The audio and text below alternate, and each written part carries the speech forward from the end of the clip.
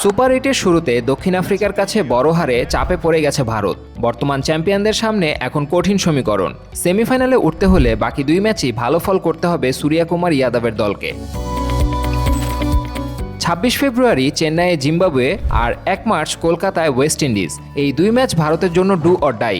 2 match জিতলেও নিশ্চিত নয় শেষ 4, তবে বড় ব্যবধানে জিতলে কাজটা সহজ হবে।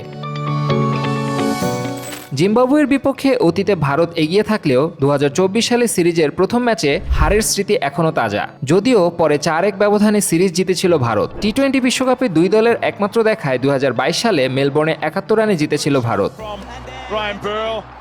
অন্যদিকে ওয়েস্ট ইন্ডিজ ক্রিকেট দল ভারতের জন্য আরও কঠিন চ্যালেঞ্জ। টি-20 বিশ্বকাপে 4 বারের দেখায় 3 বারই জিতেছে ক্যারিবীয়রা। সর্বশেষ 2016 সালে মুম্বাইয়ে 7 উইকেটে হারের স্মৃতিও আছে ভারতের। Sadman Hasan, sports 24 BD.